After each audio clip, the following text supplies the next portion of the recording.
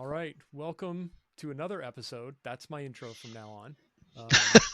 Another week, another podcast. Another week, another Wednesday night. Here we are, right? I've got my cool mood lighting on. It's like 1,000 degrees in the office. So this room, man, I don't get it. It's like a sauna in here. I mean, I'll take it. We're finally starting to warm up a little. Fair enough. Yeah. I don't think. Yeah.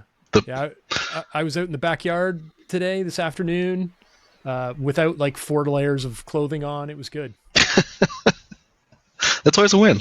Yeah. I'll take it at this point. It's the third week of April, and it was in the negative on the weekend. So I'll take it. It's supposed to snow. It's supposed to snow next week, apparently. What? Can't believe this. Yeah. No. That's not okay. That is not okay. I don't know if you use Google Photos, but we were complaining about it, how cold it's been or whatever. And then every once in a while I'll get these notices on my phone. It's like, 5 years ago today, 1 year ago today. And so I get this 1 year ago one, let's say last week sometime, and I flip it open and it's my backyard covered in snow. So it's not unheard of, but I'm just kind of sick of the cold weather at this point. So I really just want, we're going to get snow next week.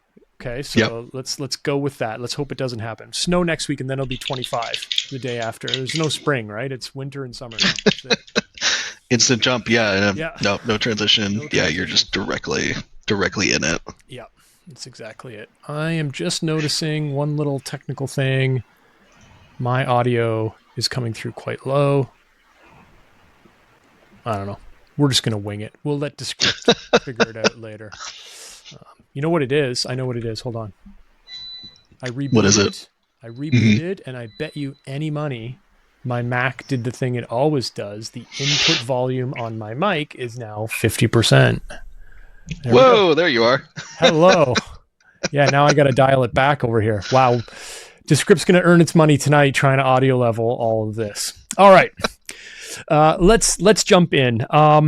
There is a lot of stuff. I don't think we're going to get through. I've been sort of sharing articles through the whole week. I don't think we're going to possibly get through it all. But let's start with the AWS news of the week. The first thing I put on my list was more astronomically high numbers. Amazon's agreed to invest $25 billion in Anthropic, and in exchange, Anthropic has agreed to spend $100 billion on the AWS platform. Credits? Yeah. Wow. Yeah. I still think that there's a lot of this Ponzi scheme is too strong of a word, but I remember watching somebody on, it was a YouTube channel at some point, and they're just like, and I think maybe you and I have talked about this, it just feels like a shell game at this point. It's like one company saying, we'll do this, the other company saying, we'll do that in exchange. And then 6 months from now, it's different. So I don't know. What do you think? Yeah, it feels pretty circular, right? I mean, like, they had the cash on hand, right, for at least up to this point. I kind of wonder what the cash reserves are looking like for these companies after they're doing this huge CapEx spend on data centers. But I guess it makes sense to give them some, like, buy them with the credits, essentially, is what you're doing here, right? Yeah. So. Yeah. Which really, in all fairness, like, obviously the scale numbers are huge, but this is, I think all the hyperscalers do this. Right? Yeah. If you spend money here, we'll give you credits as long as you keep your workloads on our platform, right? Let's be honest. Yeah. We've seen that for years. So it's nothing new. It's just the scale, I think, is new here and the numbers we're talking. Yeah, this makes Amazon by far the biggest shareholder of Anthropic. Yeah. Without, excluding probably Dario, I guess, and internal people, but yeah. And remember, this is on top of, I think it was about $8 billion they announced. Oh yeah. Like a couple months ago. Now, the other thing that I wrote down as I was reading this, 25 billion is a great headline. It's 5 billion now. Okay. Not chump change. It's 5 billion now.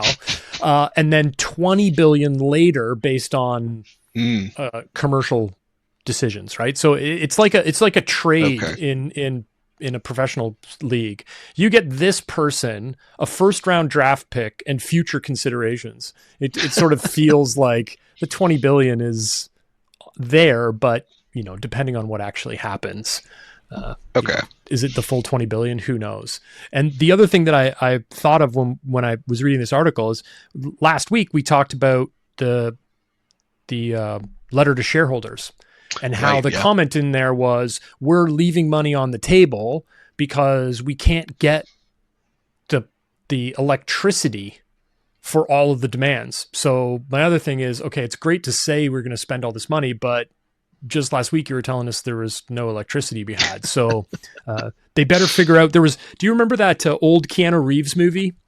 He is like a scientist, and yeah, that's a good Keanu role, right? He doesn't feel like a scientist, but he's playing some sort of scientist. And he's inventing some sort of new energy source. And of course, the spies come and take it, and they blow up like the entire industrial district of Chicago or something like that. And then the rest of the movie is just him trying to stay ahead of them. I think it's him and Rachel Weisz.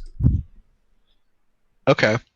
That's not like Johnny Mnemonic. No. Johnny Mnemonic is where he tries to upload too much data into his head, even though he doesn't have enough storage. And then he's got to get it. He's got to get it out of his head before his head pops. I think I got it. I think it's Chain Reaction. Chain Reaction. There you go. Yeah. If you've never seen it, it's worth a watch. And if you haven't seen Johnny Mnemonic, I'm getting ahead of myself because this is usually how we wrap the show. But if you have not seen Johnny Mnemonic, it is a classic. It is so bad, I think it's good. It's one of those. Our favorite genre of movies. It's so bad, it's good. Like Killer Sofa. Oh my God, Killer Sofa. What a time. What a time to be alive and watching film. I think it's the movie. I can't remember. It's like somebody's leaving the apartment and they're on the street getting into the cab, and they show you like the view up to the apartment, and the sofa's like looking out the window at them. The best shot in the movie. Oh yeah, is the menacing sofa watching you from the window. It's so good. Yeah, forget all the Gen AI news. We're just gonna talk movies. Killer Pants, the one where the tires just roll. Was so good. Slacks. Yeah. That's it. Where the one where the tires just rolling through the desert, like killing people. Like, come on. Fantastic stuff. So yeah, my thought was here, wow, I've really digressed. Chain Reaction, they come up with some sort of new crazy energy source, right? We're going to need to do that. We got to pull Keanu Reeves onto it.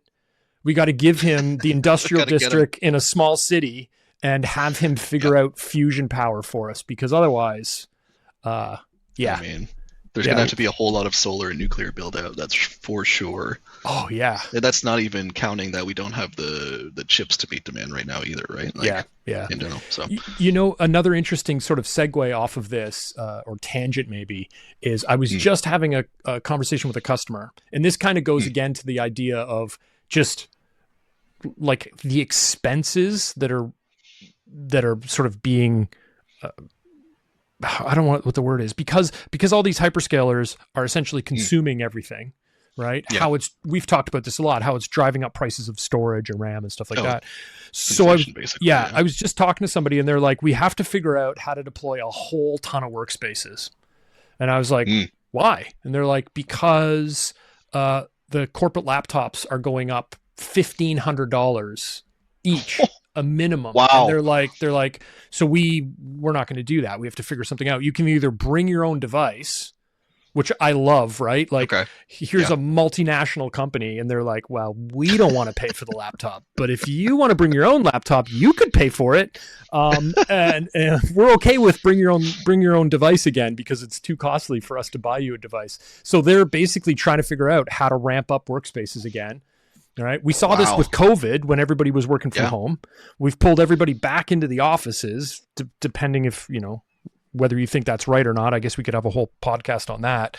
And now we're going back to workspaces because the cost of the hardware is so high.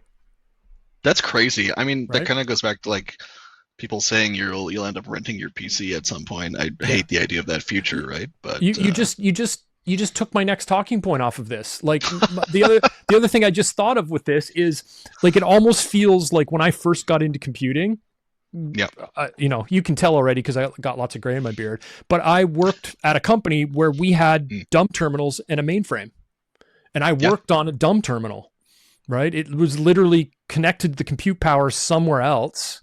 It was like, this is really going to date myself. It was a green screen. It was like, so this was like some, not even DOS at that point. This was like I don't even know what it was. It was some sort of, I'm just going to call it a mainframe IBM OS, system, right? probably. Yeah, it was an IBM system attached to these. It was a great job. I'm having fun with it, but I worked in this office with just these enormous printers, and all I did all night, every night on the night shift was talk to that dumb terminal and run print jobs all night long. It was a fantastic job. Drank a lot of coffee, but the thought came to my head was just like you said, like maybe we're getting back to dumb terminals because you're not going to be able to afford like putting that horsepower in your laptop on your desk anymore. It's got to be somewhere else, and you rent it while you use it. Maybe that's going to happen. I don't know. It kind of feels like it's going that way. It seems like we're deciding that the hyperscalers are the ones who get to have all of this compute, right? So yeah. For better, for worse. Yeah. I'm going to have to find that. It sucks, but yeah, I think the days of maybe building your own are not behind us. I think that's being overly dramatic, but you know, the idea of getting 32, 64 gig of RAM for like 50, 60, 80 bucks, I think those days are gone. Probably not going to come back. Yeah. Not unless there's some sort of like catastrophic. I mean, they're probably not coming back. They're not coming back at that point, right? Yeah. Like once a manufacturer says I can sell this RAM for or storage or whatever you want to call for 3 times what I used to be able to do. You know, they're in the business to make money. They're not going to go, oh well, there's lots more RAM now, so we'll lower the prices. It's going to stay artificially inflated, right? I think so. I don't know. Yeah, I don't know. I thought this was a neat article in the sense, just the scale of the cache, the little sort of, you know, the sort of what hinges on future considerations, and then the analogies that we can draw to kind of a couple interesting conversations I've had this week. So yeah, I mean, you never know what can happen with these deals too, right? Like OpenAI backed out of all of that. Was it SSDs that they were going to buy, I think, or was it RAM? But anyways, yeah, I don't know. Hardware. It was hardware, a huge amount of hardware that they were going to purchase, right? And that fell through. So yeah. Oh, and actually, speaking of OpenAI, don't forget that Amazon also gave OpenAI, probably in a deal very similar to this, wasn't it $50 billion or something? So yeah, wow, crazy stuff, right? What else do I have on my list? Oh, the other one I didn't get a lot of AWS news. So that first article could kind of be AWS / Gen AI. This week, every time I looked at the AWS news site, it felt like, again, the thing I generally joke about, new EC2 instances in new regions and Connect, which neither of them I care about. So I just kind of kept clearing the feed and moving on. So the only other thing that jumped out at me, and not only because, but because we talked about it, I think last week, was Lambda now supports using S3 files. Yeah, this was like the perfect use case for that, right? Yeah. If you want to do like small batch compute jobs that you can spread out across like 1,000 functions or whatnot, that's a great way to do it. Yeah. And that was the thing that's the thing I wrote down too, was the fact that can have multiple Lambdas all accessing the same file system, which makes a lot of sense because we talked about last week how this is built on top of EFS, and that was always the idea with EFS is, single file system, thousands of EC2 instances. Now you're doing the same thing with Lambda. Yeah, probably they just put a wrapper in front of S3 essentially that handles the file reads and writes, and there you go. Yeah. I did see this. I just saw this on the news feed. Amazon Aurora Serverless up to 30% better performance, smarter scaling, and still scales to 0. So that's kind of cool. Oh, that's kind of cool. So I guess if you're on Aurora Serverless, which as far as Aurora goes, you probably should be for most use cases. I would think so. You can look forward to that. So that's kind of exciting. My Open Brain's going to get faster. It will. 30% faster. Yeah. I always like 30% faster for no change in cost. That's always good, right? That's a good deal. Yeah. Well, I wonder if they moved, in pure speculation, right? But that 30% faster number is often the number you'll hear when you talk about going from something that isn't Graviton to Graviton. I wonder if the underlying architecture has changed. Interesting. Or maybe 30% more efficient anyways. Maybe. For the price, yeah. Yeah, that could totally be the case. I could see that. Yeah. Okay, so that's. Do you have any other AWS news that you stumbled across that you found interesting? No, it was pretty barren this week. Yeah. They're all figuring out how to come up with 25 billion. My Prime membership's going to go up, and they're going to start charging me more for Prime Video too, or I'm going to have to watch ads. Eventually, they're going to have to bundle Anthropic subs into the Prime subscriptions. Yeah, exactly. The rate it's going. Yeah, it's one of these weeks. I will change the Echo calendar to stop interrupting us. But podcast with Travers. Yeah, here we are. Thanks, Echo. It'll happen in maybe 2 or 6 months. Yeah, eventually. Like, I don't like looking at my calendar. I let the Echo remind me, so I keep falling into this trap. My favorite segment: the transition from AWS to Gen AI news. Any personal project news that you want to talk about today? This week? Personal project news. Let me think here.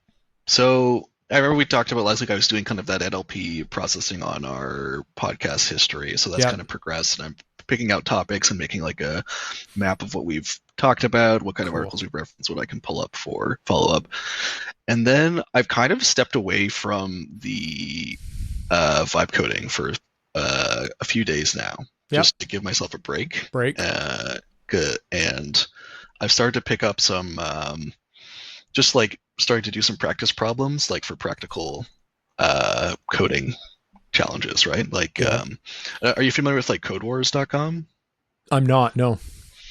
Okay, so it's essentially like, if you know, essentially it's a repository of programming problems, right? So for example, the one I'm looking at right now is Huffman encoding. So it's a problem, they give you the problem where you have, in this case, it's a natural language problem. You have to build a tree of all the letters in the string they give you and whatnot. And you have to make the program work against the test suite, for example, for the problem, right? Okay. And that's how that goes. So I'm just trying to flex those developer muscles again a little bit more in the actual hands-on keyboard kind of way. Yep. And give myself a little break. I don't know. How about you? Where are you at? You know what? I did take a break. It's funny that you said that. I think I was also, it kind of goes to what we've been talking about over the last little while. You can do so much stuff in short times now because of these coding tools. But like, I think it's also very common, at least for me, is like, okay, well, I'm going to do it all today. And like I saw the other day, if you go into Claude CLI, I didn't realize this, but if you look at your usage, there's other tabs that you can move through in that usage field, and they show you like monthly views of how much you're talking to Claude. And I was like, oh my God, man. Like, how was it? it was like 0 to 100 in about, oh man, I should remember this. I want to say it wasn't that long ago, like end of February, beginning of March. Like I just was occasionally sporadically using it. And I blame it all on that 5 levels of AI autonomy or whatever it was called. Like that just triggered my brain. I was like, I think I might be using these tools wrong. Like I'm using it for a fancy Google, and I don't know if I'm getting all the value out of these things that I could or should be getting. And we talked about it, right? I'm like, okay, I'm just going to start. I know people are, it's not production ready, blah, blah, blah, whatever. It's a one person tool. Like nobody's ever going to touch it except me. So it's okay that I'm building it without, all the rigor that you might do in an enterprise application. I get it, right? No, you have a specific workflow you're trying to fit. Yeah, right? Yeah, exactly. I have paid for Claude by turning off a bunch of SaaS tools. So it's a wash in the end, right? Like I'm not ahead, but the subscription is not in addition to the SaaS tools because I've turned a bunch off. But I did take a little bit of a break over the weekend, played some Stellaris, just stopped thinking about stuff. Now it didn't last very long. So I'm back in the grind, and I gotta tell you on the personal project thing, I'm obsessed with the Kanban board. Like I can't stop thinking about the Kanban board. It's ridiculous. So what I've noticed is it's just a Kanban board. Like okay, I've got columns. I drag cards between the columns. It's a little different in the sense that it's got an MCP wrapper in it, so my agents can talk to it. I built some other tools. I think I was telling you, like I've got an account finder tool. So now when you create a card, you can bind it to an account. And then, so now when I'm looking at that card, I know it's in my demo account, right? That's where I have to do the work. And I've put some deep links in there so I can click it. It takes me to my demo account. So like it's a very customized tool for the way that I like to work. Okay. But just like probably over the weekend, sort of asynchronously in the back of my head, this must have been going on. And I was like, well, shit, it's still just a Kanban board. Like I create cards, I drag them between the columns. It's nice that the agents can do some of that work for me, but it's a Kanban board. And am I not thinking about this right? So I did a lot of brainstorming. I guess it was it yesterday? I don't know, man. The days are all blended together. I did a bunch of brainstorming with Opus 4.7, which I got to say is impressive. And yeah, it helped me come up with like, I don't want to call it like a Gen AI version of a Kanban board because that feels like AI washing. Like AI Kanban, right? AI tool X, they're all like this now. What I'm trying to do though is like, I was thinking about it and I'm like, okay, if again, the 5 levels of AI, if I put a card in there, like I create a card, you and I are talking about something and you're like, you need to do X for me. So I'm kind of thinking, okay, if I put that card in there, do I really need to do that? Like if it's really something simple, right? Why do I have to go into the Kanban and put a comment in there, drag it from the backlog into the in progress, yada, yada, yada. If it's simple, couldn't I have an agent pick that up, classify it for me, like this is easy or this isn't easy, so therefore a human must do it, but it is easy, so I will take care of it for you. Like a simple thing, I need to update some documentation on an as-built doc or something. Let's be honest, these agents, in my opinion, are going to write better documentation than the vast majority of developers, right? Yeah. You don't like to do it. It's always the last thing you're going to do, and it gets pushed off. So, and then somebody finally grinds your gears over it. So you spend 20 minutes and you write it down and you're like, here, and then you move on to the next task. So like for those kinds of things. So I was brainstorming with Claude about this and back and forth. And I think I have a little bit of a plan to go forward in the sense that I'm calling it the what now agent for the time being. Whereas instead of me having to go through all the cards and look at it, sort of tasking an agent to periodically go through all the cards and go, this is really simple. Why don't we just do this now? And it's so simple that I'll do it for you. Like documentation as a simple example. Yeah. So I've been working on that. It's really, really early and it's a bit sketchy. I've got it tied to my own personal project, and it goes a little off the rails here or there, but I think there's something there. So I think my time away from vibe coding is probably gone, and right back in, like neck deep in this thing again. Claude was super excited, as it always is. It's like, I'll create cards for this and we'll do this, and I'm like, okay, cool your jets there, guy. Let's just do this one thing. So I've got this sort of what now agent sort of working. Maybe I'm hoping by next week I'll have a bit better implementation of it where it's not so odd, but I'm going to try, and this is the part that's kind of mucking me up a little bit. I'm going to try to run it off of my computer. So the Kanban board is, like on a container. Yeah, okay. You got it in a container. Okay. I originally thought maybe Agent Core, Bedrock Agent Core, because we had talked about that last week. I was like, hey, let's go use this. So again, this is what I love about these tools, right? There was a lot of back and forth. And I'm like, no. You got to show me a reference to this. Like, use the official documentation. I don't necessarily think what you're saying is true. So go check it. There was a lot of that back and forth. Clicked on some links, did some reading.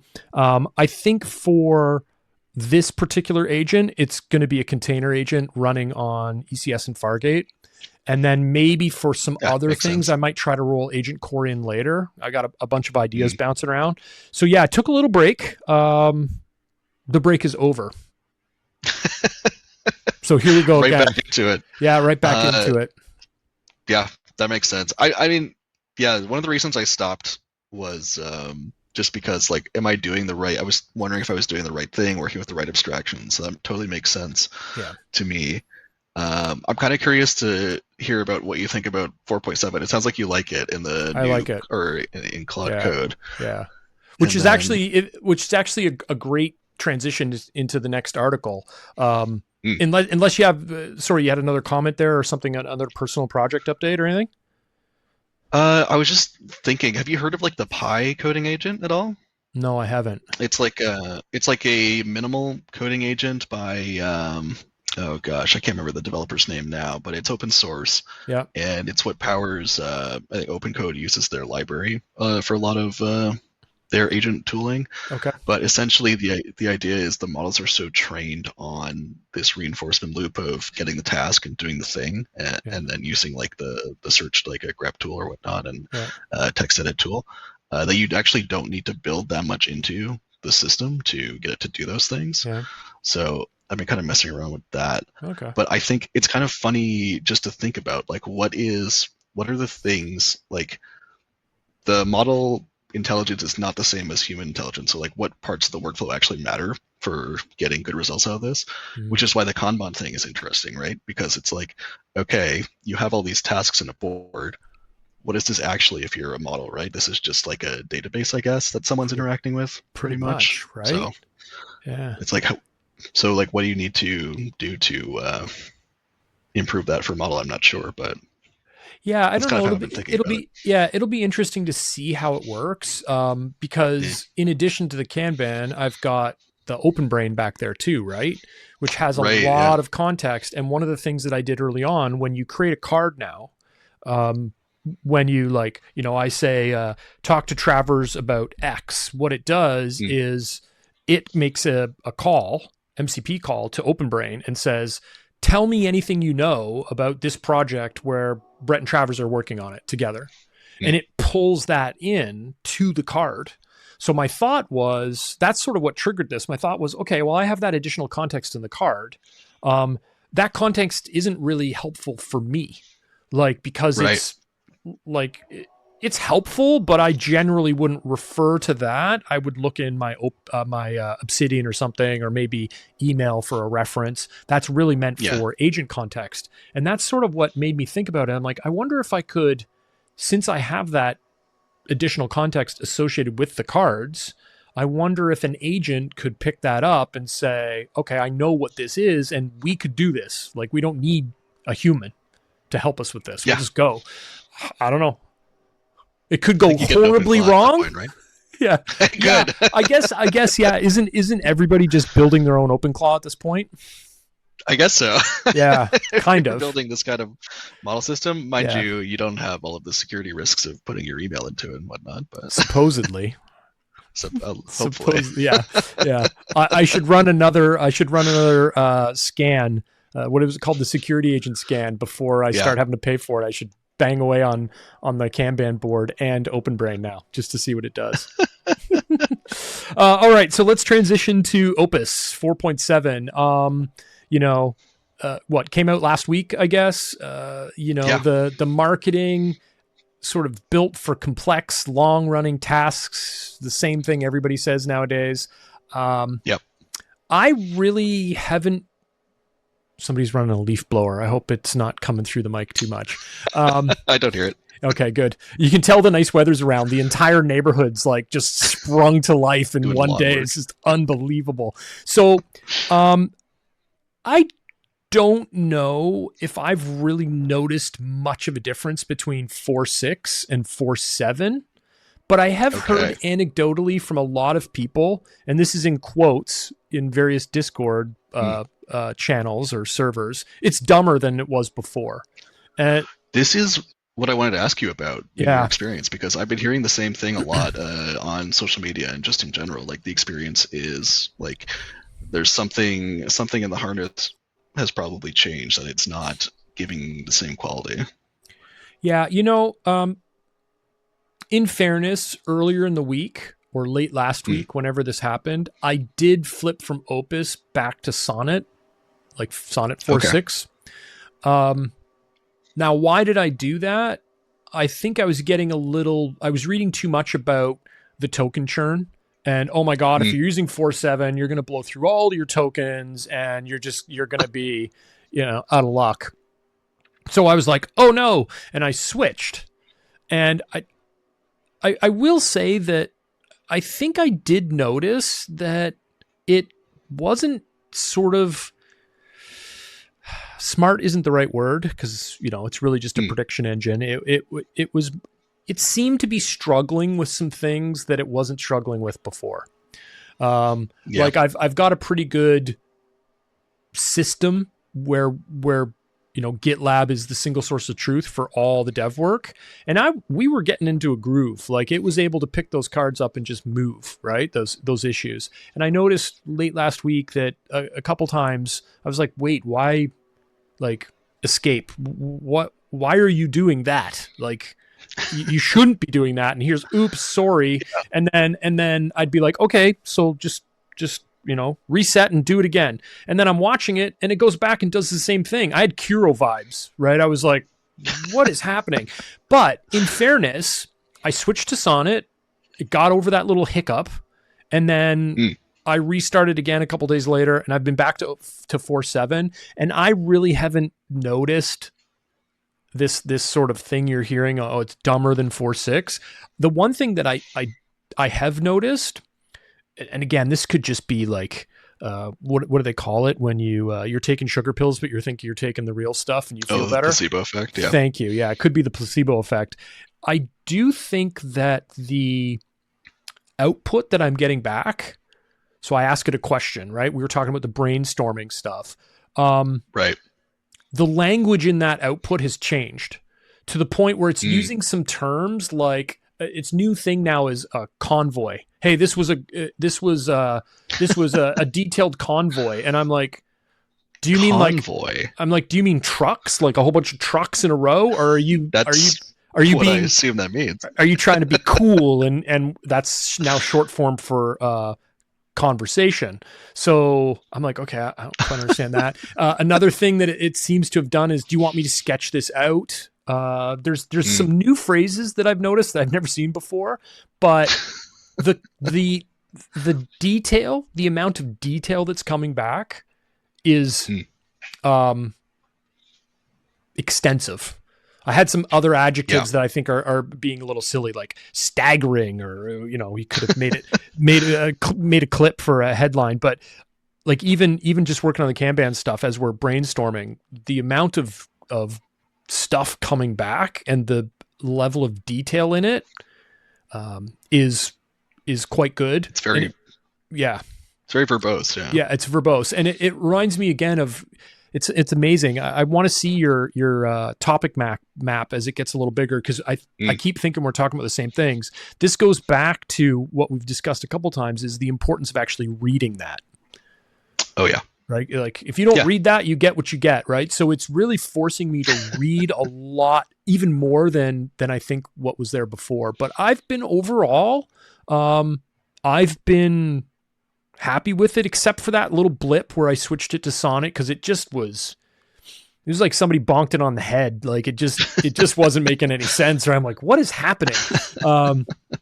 And then the other thing is, do to you? Yeah, what's happened? Didn't everybody freak out when ChatGPT got rid of like 4.0 4.0, the classic what's the word, AI psychosis machine? Yeah, exactly. And then I haven't really noticed it churning through a lot more tokens. It obviously uses more tokens. They've introduced a new usage level or something, whatever you want to call it. Like there's it's called X high, which is between high and max, and that's the default to line up with the ChatGPT verbiage. Yeah. Oh, okay. Yeah.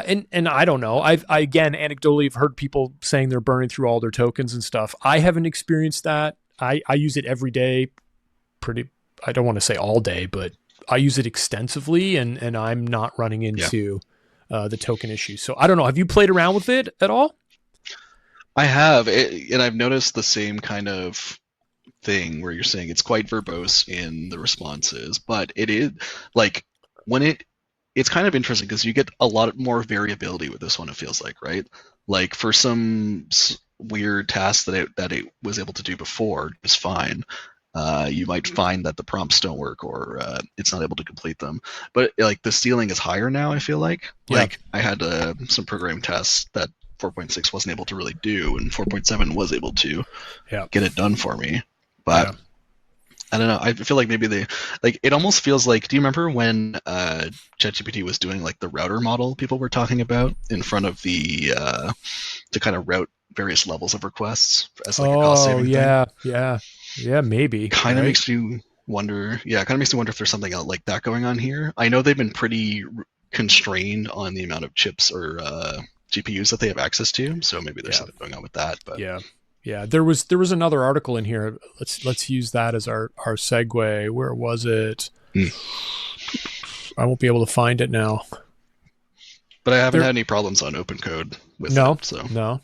There was something around sort of exactly what you just said, right? Like they were having performance issues, they just didn't have the compute to handle it all, which led to outages. And I know there was one day, again, it seems sporadic, right? Like there was one day in one of the Discord channels where there were a lot of people having problems. And I was just like, I don't know, man. Like knock on wood, mine's fine. I'm just going to keep on doing what I'm doing. So yeah, there has been a weird little blip, right, over the last little while, which I guess really shouldn't be surprised with these new models. Like you just don't know what's going to happen, right? Yeah, that's true. Like you're deploying a whole new set of weights to the API, right? Yeah. Who knows, right? I'm sure they test it, but yeah. They're not like cowboying it, right? Somebody flick a switch and let's see what happens. I wouldn't think. Surely not. Yeah. Well, maybe Claude 4.6 wrote Claude 4.7. Maybe. It's creating itself. Okay. What else do I have? Speaking of Anthropic, did you get a chance to look at that article, The Architectural Flaw at the Core of Anthropic's MCP? I did see this. So this is quite bad. Yeah, it's quite bad. And what caught my eye was because, like, again, for the last couple of weeks, all I've been talking about is MCPs, right? And there's another article which I didn't put in the list. I may have shared it in Discord, but I didn't put it in the list to talk about because I thought we had enough to talk about. It was around this idea of headless AI, that for personal AI projects, there's going to be no interface. It's going to be MCPs and stuff like that, right? Basically APIs, talking to other APIs. And that caught my attention with this one as well. But this is scary, right? Basically remote execution on any system that's running a vulnerable implementation of this MCP SDK that Anthropic maintains. Right, remote code arbitrary command execution on any system. What was the actual issue? Yeah, I didn't put the issue. I thought it was too technical, right? Like I was just like, okay, this is bad. What I wrote down was like another example of a supply chain issue, right? Right? There's like 10 different CVs 10 in here CVs, that are all critical in the supply chain that are just disastrous. So the light LLM thing is in here, GPT researchers in here, LangChain, chat. There's all kinds of stuff in here. Yeah. That's crazy. Because essentially, if I remember in the article, the bug is in the SDK itself that comes from Anthropic. Mm-hmm. So if you're using that SDK to build an MCP server, then you are exposed to these issues, fundamental issues within the MCP SDKs. And the thing that I thought was really interesting is that the security firm notified Anthropic, and I wrote this down in quotes, so I'm hoping I didn't muck this up, but Anthropic declined to modify, saying that the behavior was expected. Oh, good. Yeah. Well, you're already running OpenClaw anyways, right? Well, you might as well expose your computer some more. Yeah. So that's crazy. Yeah. And again, to pick up the theme, right? We talked about this a while ago. This idea of just, can you trust these repositories anymore? And they gave you a whole list. There was, I don't know, could I say like half a dozen remediation options in the article? And one of them was do not use MCPs from an untrusted source. Yeah. Bottom line. There's so many, it's the new fad, the new trend are these dependency attacks. Like, we're going to see more of this year. And it's like Simon Wilson said, there's going to be a total disaster because of one of these probably, right? Oh yeah. Yeah. It's gonna be bad. So like, I just think again, I'm a big fan of the Docker toolkit, the Docker gateway toolkit or whatever, MCP toolkit, whatever they call it. Like without that, I would be in trouble, but I don't install anything out of their repo. I build those images from scratch, right? It's probably overkill, but every week we talk about these things and I'm just like, do I really want to just go in there and go, I want that. I'll just click it. Like it's kind of, I used that analogy before. It's kind of like walking down the street. You see a USB key sitting on the ground, right? No, well, I'll just plug this in. What's the worst that could happen, right? Right. Yeah. Your mom taught you not to eat candy off the ground. You don't plug a USB key in that you find in your computer. These repos are increasingly kind of feeling like the candy that you find on the street or the USB key you find on the sidewalk. You just probably shouldn't trust it. Probably. Yeah. I don't know. What do you do at this point? I guess you switch to Go? I don't know. Write all your apps in something that doesn't have external dependencies. I don't know. Like, and even with what I'm saying, I'm being a little silly about it. With the MCP stuff and everything. Like you even if I decide not to use the MCP from Docker, I'm still trusting an image somewhere. Like your chain breaks at some point. So I guess the idea here is, I guess you could work hard to reduce the number of people that are involved in providing that to you as a way to reduce potential risk, but you're never going to be risk-free. No, that's true. Unless you're hand rolling the assembly on the chip, like even at that point, right? Yeah. Like it's good that people are becoming more aware of this stuff, hopefully, that this is a problem. I know it's come up so much in NPM this year alone, and with all this LLM stuff, it's just easier than ever to write malicious code, right? Yeah. So it reminds me of two things. It reminds me of the old days of Wi-Fi, right? Where people just didn't understand that open Wi-Fi was bad. And you could just walk through your neighborhood and connect to any hotspot you wanted, because the vast majority of them, unless you were a technical person, the vast majority of them were just open, right? Like, and you don't see that anymore for the most part. I'm sure there's still open Wi-Fi hotspots, but for the most part, like if I fire up my laptop and tell it to go find a Wi-Fi network, they all have the little locks on them, right? This reminds me, it's just growing pains. And I think it's just more painful growing pains because the tools are so much more powerful now than what we were dealing with, a decade ago. So the blast radius, to use that term, is significantly more dangerous than maybe your open Wi-Fi networks in your neighborhood. What's the saying? If it's free, then you're the product. That thing kind of applies. Kinda. Yeah. The other funny analogy that I wrote down was it's kind of like community-based AMIs. Okay. Yeah. Like, why would you ever use one of those? Like, I'm sorry. I'm sure you're really nice. I still don't trust you.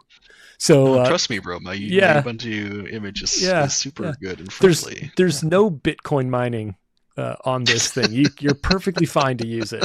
I think, to your point, I think we're going to see a lot more of this. And I think the way I'm trying to approach it is, how can I reduce that risk profile as best as I can? Yeah, reduce your exposure, reduce your packages where you can, right? Yeah. It's going to be interesting to see how people solve the package manager problem, right? Because that's the main vector for a lot of this stuff is, your maintainer gets compromised and then they push malicious code to the repo, and then everyone down the stream gets hijacked. Yeah. Well, didn't you mention though a couple weeks ago this idea of just like pinning versions instead of always building the latest version? Maybe you pin your versions to a couple versions before and you just don't get all the latest and greatest. You wait and let somebody else, unfortunately, take the risks that you're not willing to do anymore. Yeah, I think that's probably what you should do if you're working with state-of-the-art libraries, right? Like, let someone else be the early adopter and eat that risk, right? Because it's just going up. Yep. That's kind of where I'm at. Yeah, exactly. I've lost an article somewhere about Anthropic, but anyways, that's enough Anthropic talk for the day. Let's change to our other favorite tool, Codex.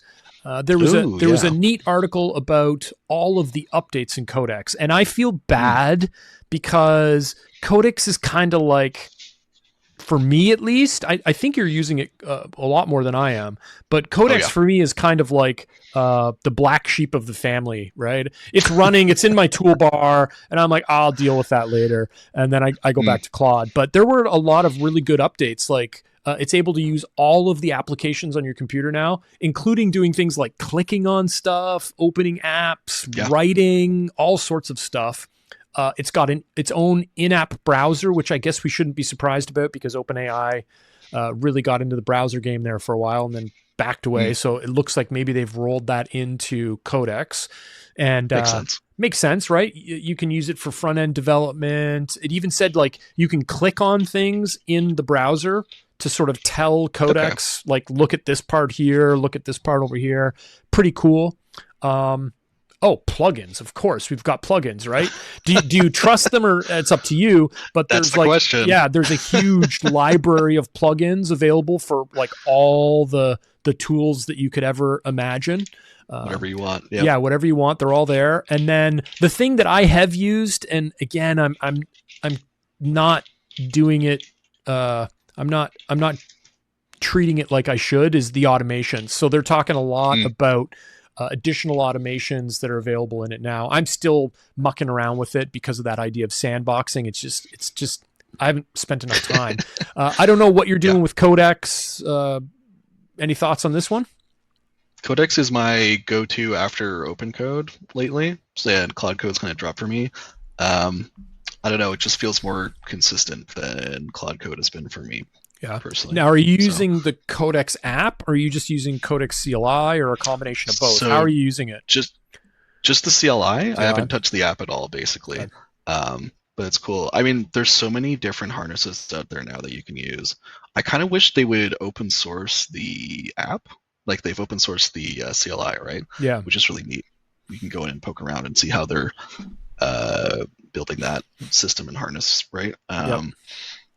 But yeah, I don't know. It just feels like it's more consistent than Cloud Code in what I'm using it for. I don't know if there's like some workflow I'm missing with Cloud Code, but yeah. Yeah, it's funny that you say that because, like, you know, everybody has their favorite tool, and then the tool shifts, right? You're like, I'm not going to use that anymore because I want to figure this one out, and then you're like, oh my god, this tool's better. It's amazing to see how people are just kind of what's a fancy way to say it? Like oscillating, moving between different tools, testing things. And I think, you know what? It's probably the best way to tackle it because it's moving so fast. There's, you know, so many different options that you have. You got to kind of poke around with all of them, I think, to stay current. It's really loose. It's flexible. It's easy to swap, right? Like none of these are super sticky. Yeah. I guess the exception is if you get really into well, not even. You can port Anthropic models to other things now. Like you can use their API keys in something like I think T3 Code lets you do it. I think maybe Composer might let you do it too now. Yeah. And they have their own CLIs too that you can use. Apps. So those are on my list to try. Yeah. This is cool. Oh, sorry. Go ahead. I was saying, this is cool. I just wish they would open source it. Yeah. I really need to spend some time with it. I don't really know if I care about, you know, automating the apps on my computer. Do I care about the in-app browser? Probably not. I might try it just to see what it does, but to be honest, I don't really care. For me on the Codex app, it's really that automation. I have to sit down because it makes a lot of sense in the workflow that I'm trying to build, just as that second set of eyes. And it's not really I'm not giving it enough time to get it to work the way that I want or it should be working to kind of act as the check on whatever the other model is that's actually building the stuff. So yeah, I definitely need to spend some time on that. Just try to sort it out. It's user error for sure. Yeah. I mean, it feels like there's something there that could be really useful, right? But I mean, we're both kind of server people, back-end computing people, right? So the application is maybe not the most appealing. But if you're working on a front-end app, like having the GUI is nice. Yeah. I saw, speaking of front-end app design, I didn't put it in my list, but I think there was something new from Claude, Anthropic again. Oh, yeah. Like they had the front end plugin or something, right? Which is actually a pretty slick little way to build like a front end. I've used it to build the front end for OpenBrain and Kanban, nice. Right? I feel really bad for the Tailwind folks because that just oh my God. Jesus. Yeah, that's rough, right? Like it's what a case of someone showing up and eating your lunch. Yeah. Well, now, like I've paid for Tailwind. Not, I don't want to say for a long time, but I paid when they had this, I don't know if this still exists.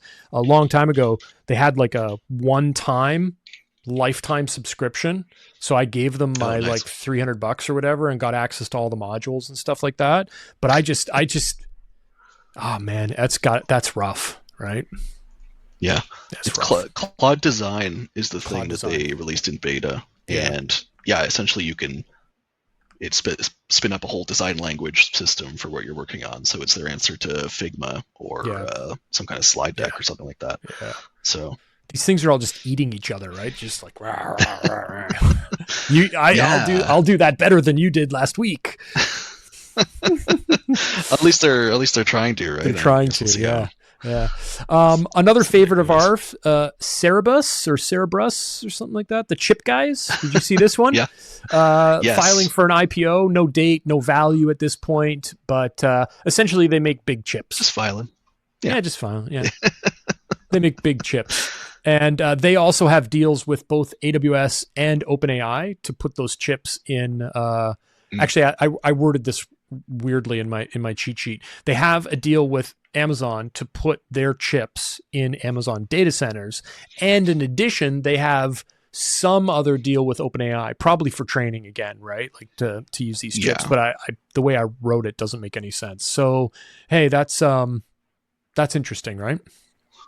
Yeah, that makes sense. I think this is like the second time they've tried to file for Is it the second time? IPO. Yeah. I think so, yeah. But yeah, I mean, makes sense. This is like probably peak demand that they're going to, probably peak demand, they'll see, right? Like, maybe. If these data centers keep getting built out. Yeah, if they have the power for them. Yeah. Come on, Keanu. We need fusion power. This is a nice one to just kind of build on the chip idea. I guess it's Google Next right now. And they announced two new chips, TPU chips. There's an 8T for training. There's an 8I or an 8U or something for reasoning. And sort of this idea again of specialized architectures built, specifically for AI workloads, no longer sort of these ideas of just general purpose chips, which sort of ties back to the idea of, how do you say it? I always say Cerebras. Is that how you say it? Is it Cerebras or Cerebras? I don't know. The chip guys, right? So it sort of ties back to the chip guys. It ties back to them, and sort of this idea of just the idea of a general purpose chip doesn't really seem to exist anymore, especially for all these AI workloads, right? Yeah, I mean, NVIDIA's trying to keep their edge, right? But like, it's hard. It is really hard to get past like the CUDA library. It's so useful for doing this kind of work and training these models. They've optimized it so well for that kind of thing. But I mean, you go and look at who are the companies that have the ability to, 1, create these chips, 2, train foundation models, 3, actually serve them at like a meaningful scale. And it's like you have Google on that list, and you have maybe Amazon, sort of, right? And then to get the rest, you have to kind of amalgamate Microsoft with OpenAI with NVIDIA, right? That kind of thing. So I it'd be interesting to see how this plays out. I still think you've mentioned this before. Like, this is maybe where Google has a real advantage, because it's not like it's not like they just started building these chips. They've been building these tensor chips for a long time, right? I would assume that the vast majority of that compute infrastructure is built on top of these chips. So, yeah, you know what? Nice advantage you have, I guess, right now, as long as they can not be Google and turn it into something. If they could ship a harness and a model that wasn't like the worst user experience for developers, they would be crushing it right now. But Gemini is not. It's not it. Yeah, it's really good at images. It is, yeah. The Nano Banana or whatever, yeah. Yeah, I haven't used it in a long time. Like I used it the one time to poke at what I had created with Claude, just to kind of do a sanity check on it. Then I got banned, right, after doing market research, and I forgot about that. Yeah, and then I was like, for how dare you? I know, right? And then I got it reinstated, and I just really haven't picked it up since, to be honest. Not because of that. I just, to your point, meh. Yeah. Right. I know. I'm using anti-gravity as a backlight right now. As a backlight, because I can set the theme really easily to a light theme. So there you go. That's awesome. Probably not in their sort of bucket of how users will use our tool as a backlight. That's fantastic. Okay, what else do we have here? There were a couple interesting articles on Cloudflare again. Man, they've been writing some really interesting takes on stuff and sort of a lot of engineering information on how they're building stuff and what they're building and why they're building it. So I actually put 2 articles from Cloudflare. There was one about sort of the idea of getting past this bots versus humans sort of conversation we keep having, and also the entire engineering stack that they built internally, essentially the platform that they built that they use. So every LLM request at Cloudflare goes through, we've talked about these before, those gateway workers, right? And this is sort of your central location, your security, your keys, your cost tracking, data retention, everything is there. In one central location. So that's really cool. What was the other thing that I wrote down? Oh, they give you some statistics. So this platform that they built, 7 billion tokens a day on Kimi 2.5 through AI workers or worker AIs. And that's 77% cheaper than frontier models. Yeah, that makes sense. Right? Yeah. I mean, 2.5 is good enough for a lot of things. So yeah, fair enough. Right. And I think this is the trap that I've fallen into. Like, and I gotta untangle myself at some point. When you look at these types of numbers, and to your point, like these models are good enough to get the work done for 77% less cost. It's sort of, do you actually need to use, I'll just pick on Claude because it's my favorite one right now. Like, do you actually need that really expensive frontier model like Claude to do the work that you're doing? Yeah, and that's going to be a huge consideration for any task you do going forward, right? Yeah. Like, am I being token efficient, or am I using is this model overkill for this task kind of thing? Yeah. If you're getting the subsidized amount of tokens through the subscription, it doesn't matter that much, right? Yeah. Because you have to burn like $5,000 worth of tokens to go through that. Yeah. Or you did anyways before they started having usage problems. But see, I looked at mine just before the show started, and like I'm only at a third of my weekly quota. A third. And I bang away at that thing all day, every day. So to your point, like I guess the challenge is with that sort of token subsidized. Yeah, you're getting tokens for cheap. I feel like Elmer Fudd again. Jesus. Just this idea of like at some point it's going to be less you know what I'm trying to say. Wow, I cannot say that word. It's going to be more expensive, right? But if you get really into that ecosystem, what are you able to exit it efficiently and be as productive using the new tool. And that goes back to what I mentioned earlier. I think it's probably in everybody's best interest, including myself, to use all of these different tools and be familiar and comfortable with all of them in order to avoid putting yourself in a situation where somebody takes that tool away from you and you're like, okay, well, I can do my job, but I'm going to be less effective now because I've lost all of what I've built over here, and now I have to use this other model or other tool, right? You're starting from scratch. Starting fresh almost. Yeah. Like how much of that actually transfers? Yeah. The other probably really a fair amount. Yeah, well, okay. I think that's some of the benefit of things like a second brain or an open brain. Getting that context, getting the memories out of that tool, so that if you want to use another tool, you can just say, go over here, whatever you want to call it, and find the information about that project that we were working on. Right? Yeah, read my docs, my SOPs that we've written in this other system or with this other system, and then just go ahead and go from there. Yeah. The other interesting thing, and this reminds me a lot of the article we talked about last week. It was the managed agent article from Claude, well worth the read on the engineering side. This one is also worth it. Like, another thing I wrote down was every merge request gets multi-agent code reviews for security, quality, performance, compliance, and it uses the internal engineering. They called it the Codex, but it's an SOP, right? So hey, this is our institutional knowledge, and you're going to review these merge requests against that, and we're going to have multiple models do it, or multiple agents, I should say, do that before they're deployed, right?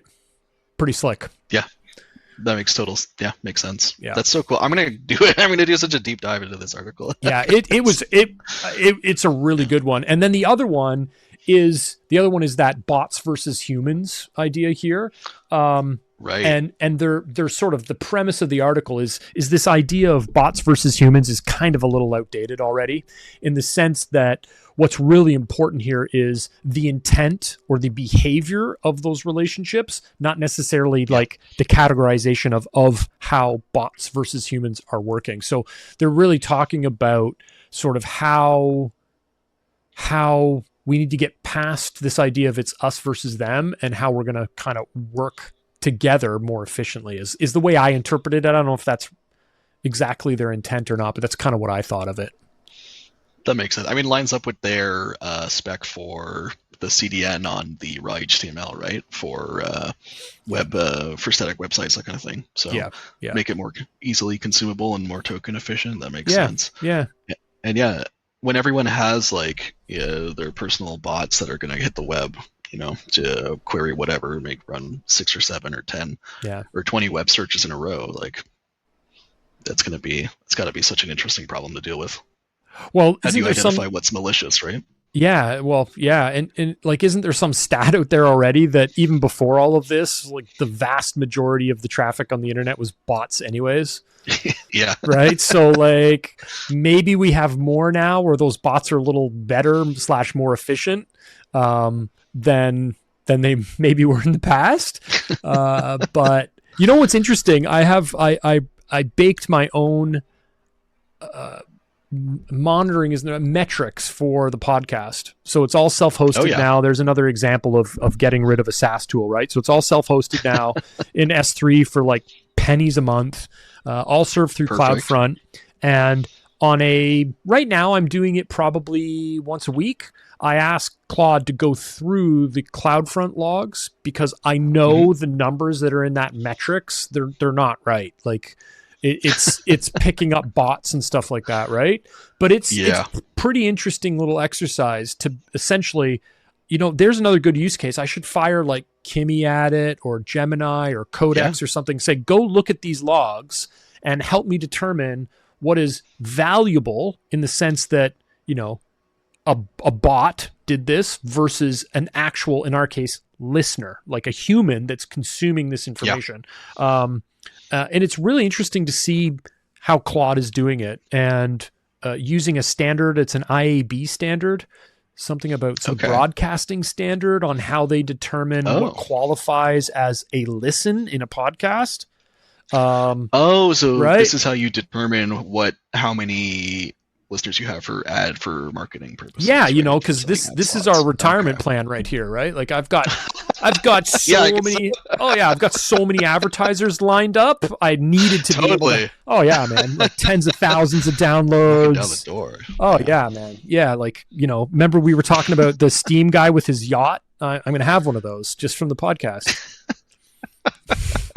And instead of the video game room, it's just going to be like a podcast studio. Yeah. With cool lighting and shit.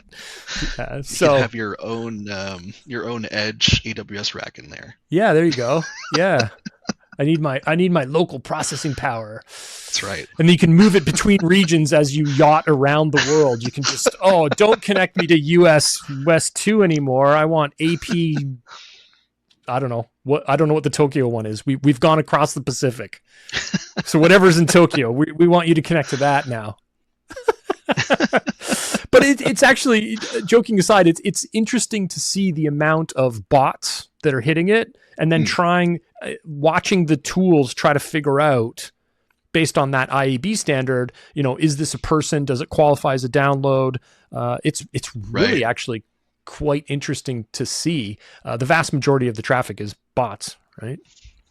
Yeah, that makes sense. I mean, I'm kind of curious now. I guess, like, you have to actually pull down the entire file potentially? Yeah, to qualify. It's got like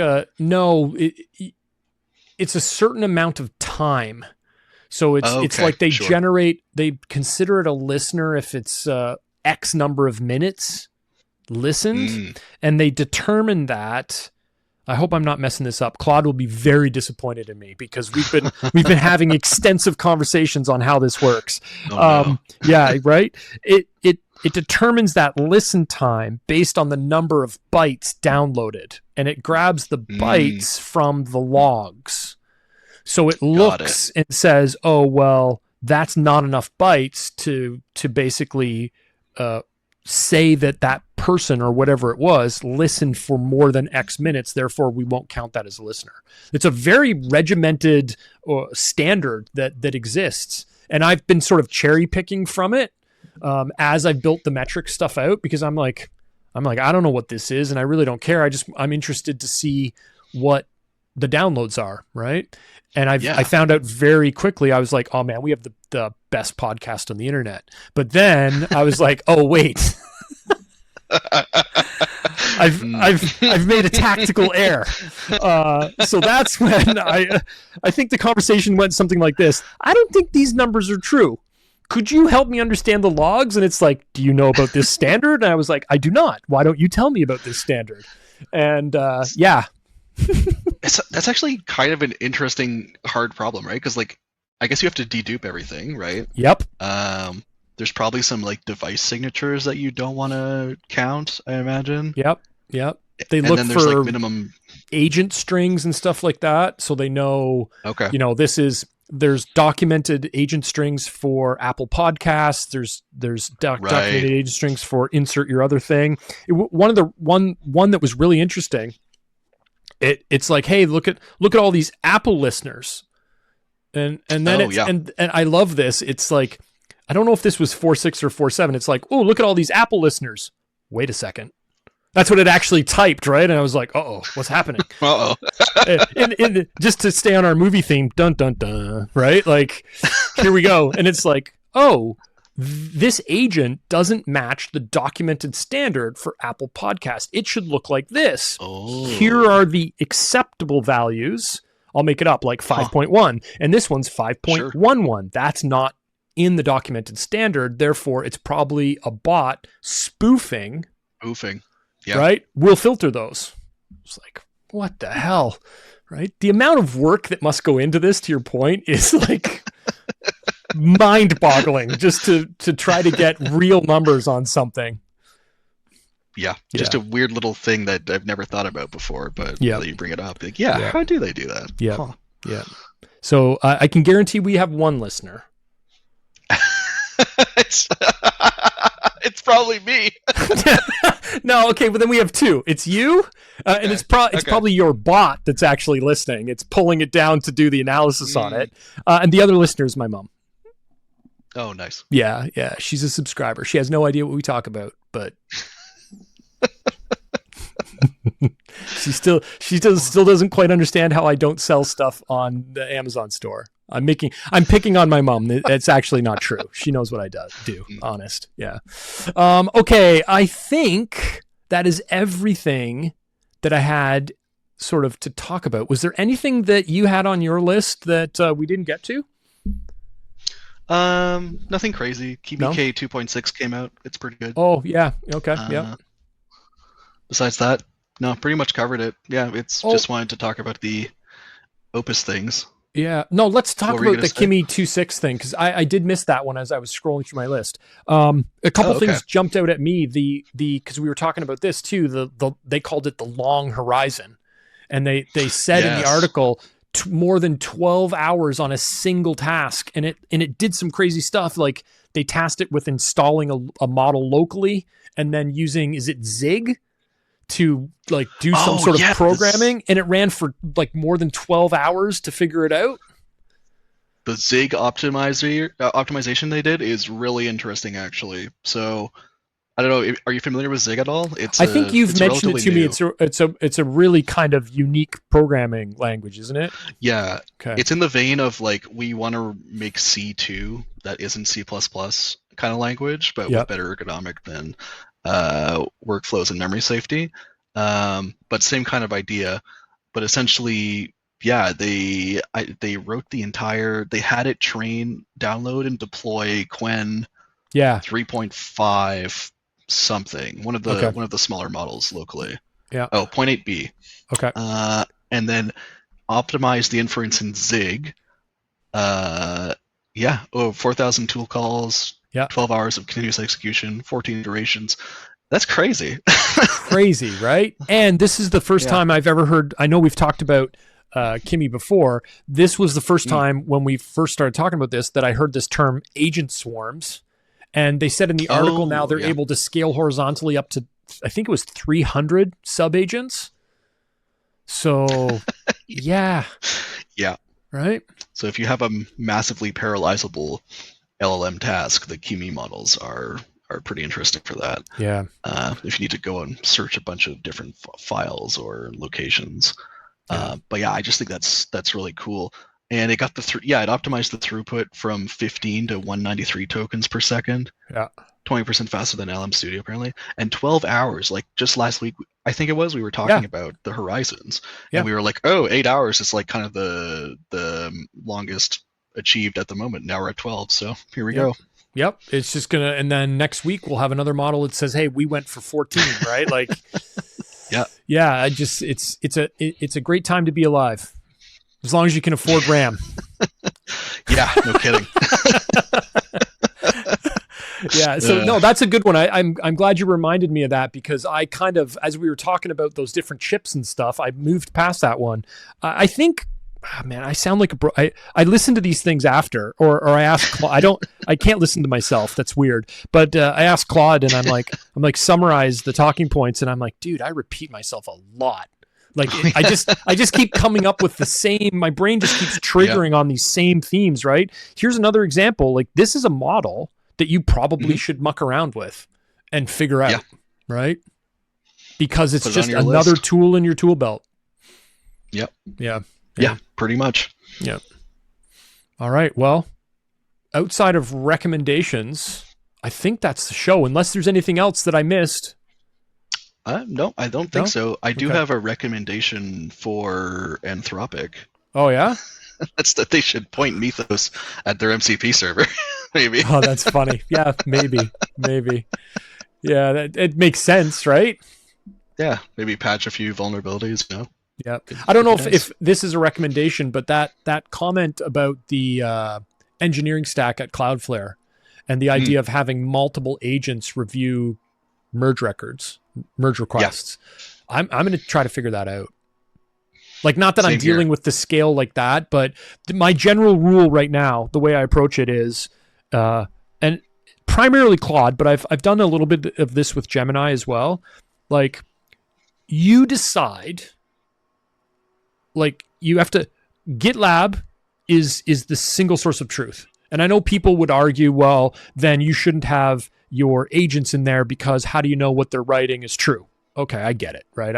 I get it. But the way I'm approaching it is like, listen, I want these agents to do the majority of the work. And what I've been able to sort of, I hope this isn't just luck, but it's worked very well so far, is the agent basically determines if it should just do the merge itself or a human needs to be involved, right? So use the same example earlier on. Like if you're making a documentation change, just make it. You don't need to ask me. Tell me when it's done, and I will read it, but don't wait for me on the merge request, right? Versus, hey, we're going to do, because we were talking about the monitoring, we're going to do an update to the DynamoDB table that stores all of your metric data. Okay, you're changing the infrastructure at that point. You don't do that. You create a merge request and you assign it to me, right? That gets elevated. I will review that and then decide whether it goes forward or if I have follow-up questions. But what I'm thinking is, I think those still need to be gated by a human. But if Claude does the work, how do I fire up, I don't know, just because I mentioned it, how do I fire Gemini to say, there's a new merge request, you read it first. You update it or add questions or whatever before it comes to me. So now you have multiple agents in the loop. Like, I think that's really cool. I'm going to, man, there goes my evenings again, right? I was just thinking the same thing. This is like part of the factory design, right? If you think about it, you should have like, you're going to have like the production cell where you're writing out, you're making PRs, right? You're turning out code to tackle your tasks. And then you have the review section, which should, have multiple processes that fire up. And there's no reason you can't fire up multiple agents to pull different contexts and review the code with different, tool sets, that kind of thing, right? Yeah. So that's kind of what I'm leaning to. Here's what I'm going to do. I'm going to do this week. I am going to go back to Gemini. Again, I'm ignoring Codex. I don't know why. I never think about Codex. It's good? Okay, so, I'm going to either use Codex or Gemini, and I'm going to see if I can figure out a way, and I will use the LLM to do this, basically explain the workflow to it, and say, this is what I want you to do. You're going to see a merge request, right? And I'm going to have basically a trigger or something off of that. I'll let it decide how it wants to do it. But anytime you see a merge request that is assigned to me, you need to review it. And then I'm going to see if I can wire that up. It's probably just like a GitLab trigger. It's the hook. Yeah. Just some kind of Git hook you could do with that, I'm sure. A server-side hook. Yeah. Oh, man. All right. It's dangerous. Here we go. So it begins. Any other recommendations on your side? Go outside. The weather's nice. Besides that, what are we watching? We're watching we're getting caught up on The Boys. That's what we're doing. We're watching Gen V. We just finished both seasons, and now we're going to start season 4 of The Boys, I think it is. Yeah. So. Yeah. You know what? The Boys is kind of like Codex. I just have never gotten into it. I just can't. I don't know what it is. I just never kind of. Yeah, I was just like, meh, and just went and did something else. I like the outside recommendation. I think Simon Willison said that in a podcast I watched. I'm pretty sure it was him. He's like, you should go outside. And the other one is something else is keeping me up at night, not just Claude. And I think I mentioned this last week. I'm not sure now. Red Rising. Oh, okay. Yeah. Such a good book. So a gaming friend of mine suggested it. It is really, really good. It's giving me. Nice. I don't want to give the book away because I think I said this last week. I went in blind and I was just like, okay, you recommended this to me. I'm putting it on the Kindle. I'm just going to read it. Didn't read the synopsis, nothing, right? And it's giving me Silo vibes. It's giving me kind of Matrix vibes in the sense, like not Matrix where you're like picking up a phone and you're going to an alternative reality or anything, but just the idea of like that humans are batteries, right? You're essentially just an energy source for something else, right? So it's got a little vibes like that. I'm missing another one that I wrote back to my friend about, like when she asked me about it, I'm like, okay, these are the things that are kind of jumping out at me in themes. It's really good. Like I was up till almost 1 last night. I'm a little ragged today because I'm like, just one more chapter. And then I keep flipping. I'm like, okay, I got to read one more chapter. I was kind of like binge reading instead of binge watching something on Netflix. They need to turn this into a movie. Like I'm not even through the first book. I think it's a series, 4 or 5 books. Yeah. I don't know. This should be a movie. I remember the other one. It's giving me Dune vibes in a good way, in the sense that, humans have conquered the galaxy. Very Star Warsy too, in the sense that, hey, we have all these ships that can go all over the place and we can terraform planets, but we still fight with swords. Right? Okay, I'm sold. I don't get it. Right? I'm in. Yeah. And here's another silly analogy. Firefly. Right. Oh yeah. Okay. Essentially, space cowboys. You're running around Totally. the entire galaxy, and you still got a 6-shooter on your hip, but you have a spaceship capable of interstellar travel, but you've got a 6-shooter. It's weird. Yeah. But it's fun, right? So yeah, if you're looking for something non-work related to add to your reading list, I will continue to recommend that, and I'll have to find something new for next week. Can't Nice. three weeks in a row, right? I can't have the same recommendation. I'm gonna find that now and pick it up because that sounds right up my alley. Yeah, I'm about according to the Kindle, I think I'm about 70% through the first book. It's good. It's good. I should probably, I don't know, I can't see outside. I don't know if it's still bright or not. I should probably go outside and read a book. Oh, that's a good idea. Yeah, it's actually nice enough to sit outside potentially. Yeah. All right, man. That is the show. That's another show. There it is. No intro. Still no outro. But we will play. Oh wait, make sure I hit the right button here. I got a Steam Deck update today, and it mucked up all my keys. We'll see everybody next week. No.